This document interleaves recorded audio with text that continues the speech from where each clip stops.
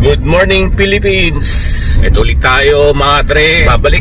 So ito yung ano natin, first booking natin ngayong araw ng Friday. Papunta pa lang tayo, kakapasok ko lang ng subdivision nila. Medyo malayo yung pag-pick up natin ngayon, nasa 2.1 km, pero all goods lang. Time check tayo. Kahapon ng lakas ng ulan, araw ng Thursday, gabi na tayo nakakauwi, no? Panghinayang din na yung mga iba, ang tataas ng fare sa gabi, alas 8. Sa Cubao ko, no, hatid lang Mandaluyong, nasa 400 pesos na, plus mahigit. Wala, pauwi na tayo nun eh, hindi ko na tinanggap. Kasi naka-auto accept tayo, no? Isa kasi dire-diretso yung pasok ng booking, pa-arrive pa lang tayo eh. Yung plano ko sana, no? Sandali eh. Sa ating na pong metro, lumiko sa kanan papunta sa Casablanca.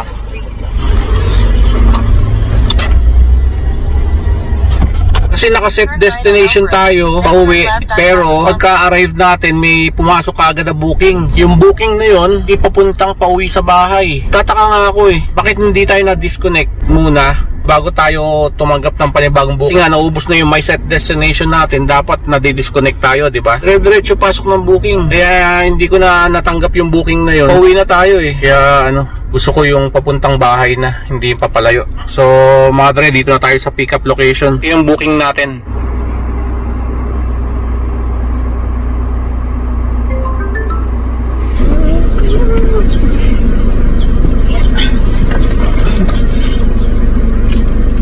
Arrive lang natin.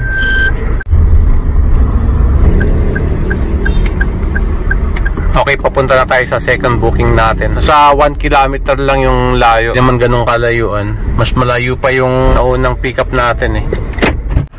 Second booking, tapos na. Drop off natin.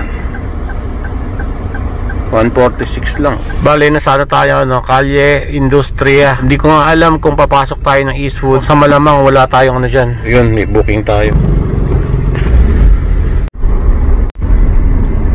Circulo Verde. May waiting tayo dito sa BDO, no? Dito yung pick up natin.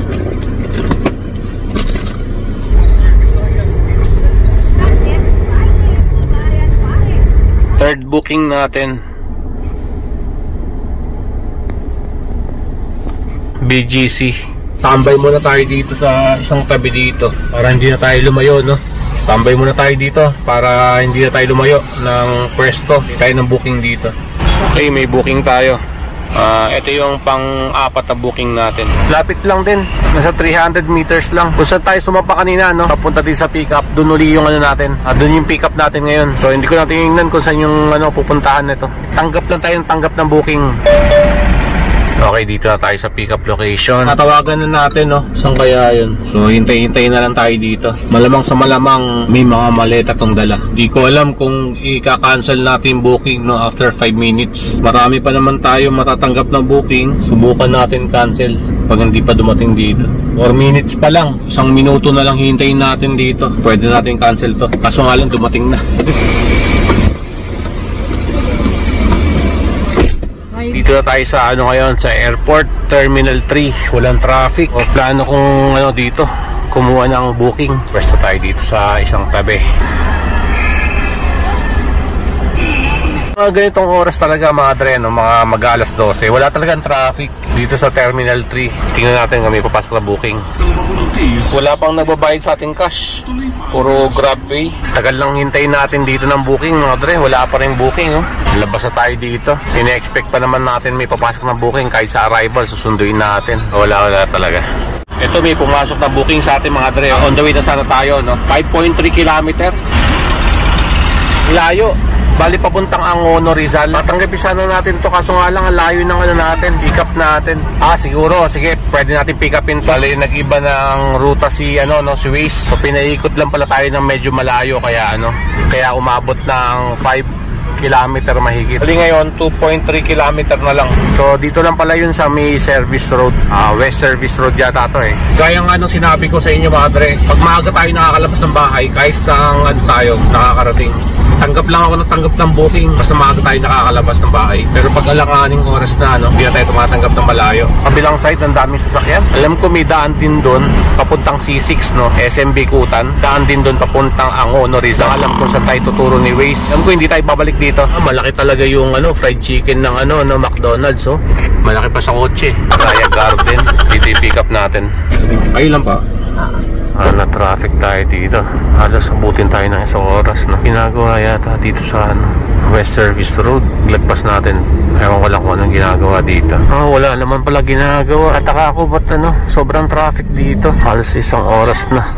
Patawid pala ng intersection sa SM Bikutan. Sa wakas, naipit tayo sa traffic sa West Service Road. Talaga pagbabago doon. Sobrang traffic. Inabot tayo ng isang oras, no? Napakaliwa pa lang tayo ng doon. Yung intersection ng SM Bikutan papuntang C6. Sobrang traffic talaga. Isang oras, mga dre. Wala akong masabi sa traffic doon. Wala namang ginagawa. Ewan ko lang kung yung marunong mag-traffic yung mga enforcer doon. Gulo nga, isa na sa labat eh. Ito yung booking natin, sobrang layo. Sanay naman tayo dito, kaso nga lang sobrang traffic sa dinaanan natin. Hindi na talaga ako dadaan talaga doon sa West Service Road. Okay, bili muna ako ng ulam natin. May panibagong booking tayo, may pumasok. Mabilisan yung bili natin ng ulam kasi may booking na tayo kaagad pumasok. Yun ang importante, makatanggap kaagad tayo ng booking dito kasi ang hirap ng dito, booking dito, no? Kasi may pumasok kaagad na booking sa atin dito, kaya inuna kaagad natin yung in-accept kaagad natin. Total, naka-auto accept naman tayo, walang problema dun. Problema, di pa tayo kumakain. Ngayon naman, papuntang tayo, Mall of Asia. So baka doon na tayo mananghalian. Offline na tayo bago tayo dumating dun. Okay, parang ito yung sasakay dito sa atin, mga tre.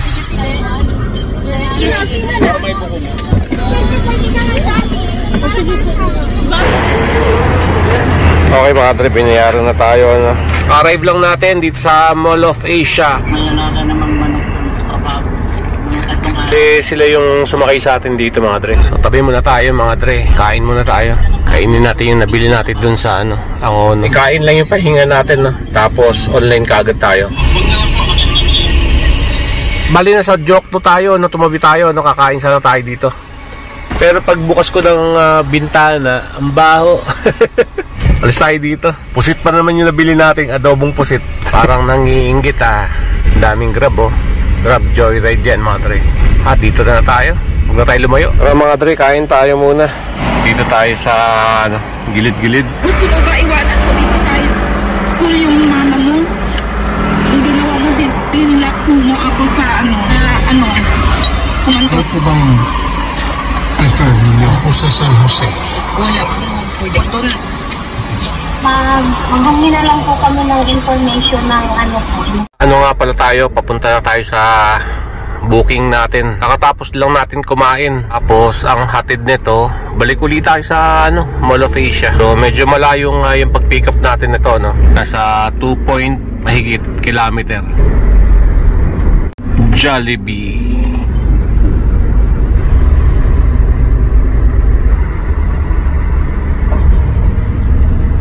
Tawid natin, dun na yung pick up.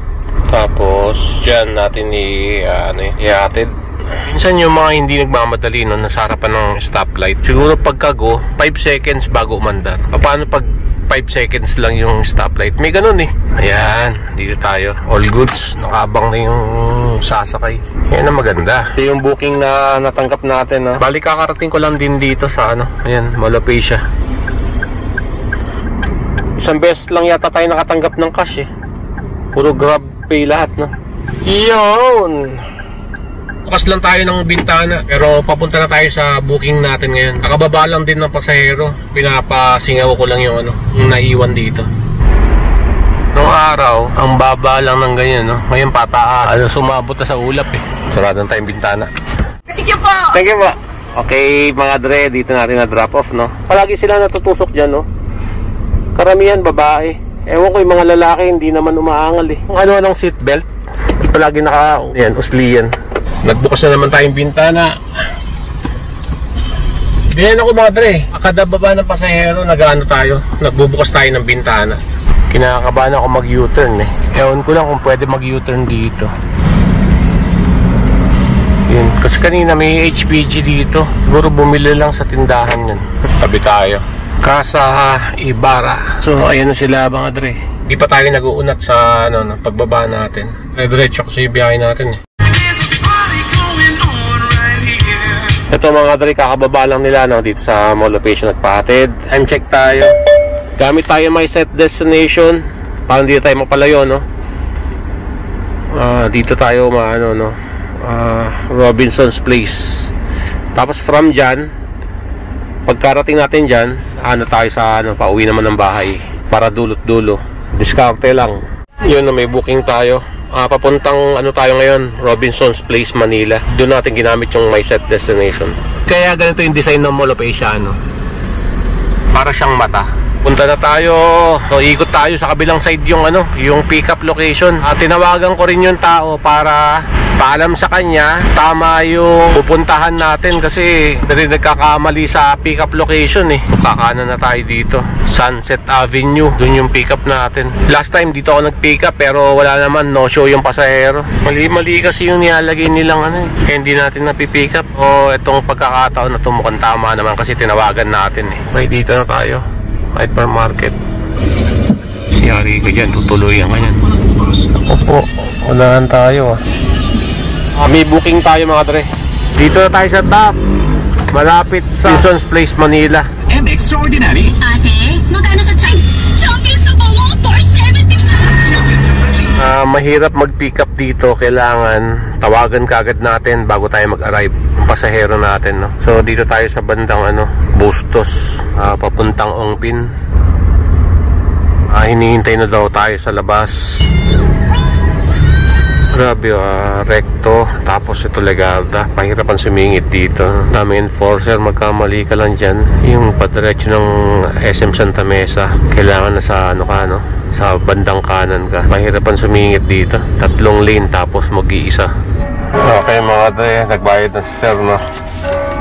Lakas ng kampana, no?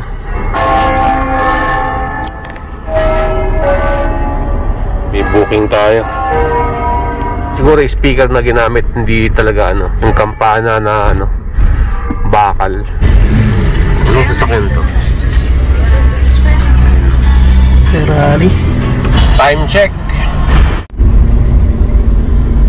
Alright, uwi na tayo. Okay, papagas muna tayo mga dre. Daming ano, nagpapagas. Ito lahat ng naging konsumo ng gas natin kaninang umaga hanggang sa pag-uwi natin mga dre.